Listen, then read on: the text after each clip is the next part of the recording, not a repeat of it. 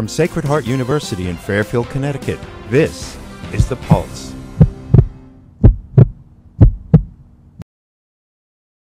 As November rolls around, most are watching the last few leaves change colors and preparing for a Thanksgiving feast. But for one Sacred Heart student-athlete, November is about much more than stuffing and turkey. Surgery and suffer from seizures every day or even multiple times a day.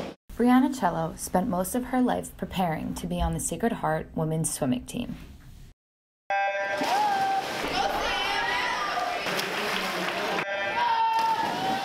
But this year, Brianna will not be swimming competitively. She was diagnosed in August with epilepsy.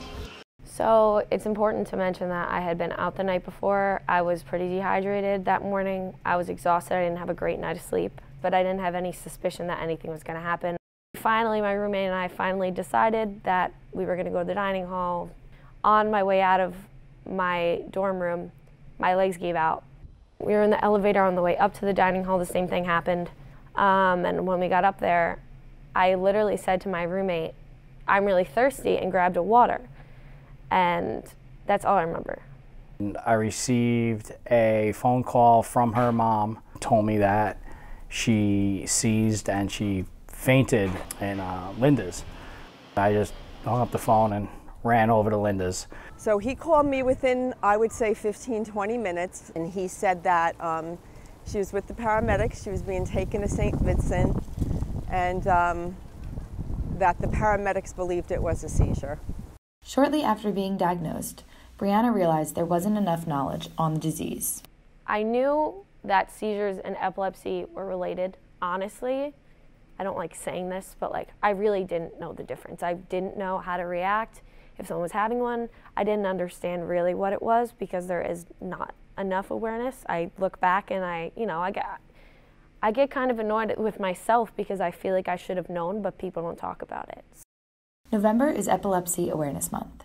In an effort to raise awareness on campus, the swim team held an epilepsy awareness meet. It was spearheaded by Bree, definitely backed by the entire team, backed by us. Brianna's goal was to educate swimmers and their parents about what epilepsy is, the warning signs, and the steps to take when someone is having a seizure. The type of seizures I had were called tonic-clonic seizures. They're more commonly known, I think, as grand mal seizures. Another type is an absence seizure, which is characterized by someone zoning out. And then there's myoclonic seizures or myoclonic jerks.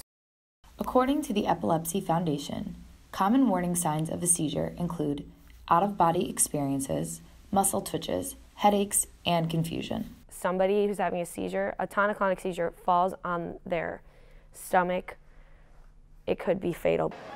So they're on their side, cushion their heads because their heads are going to be moving, their whole body's going to be moving.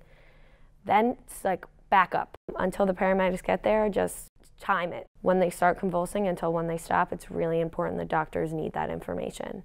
And then after that, the person's going to be extremely disoriented. They're going to wake up. They're not going to understand what happened.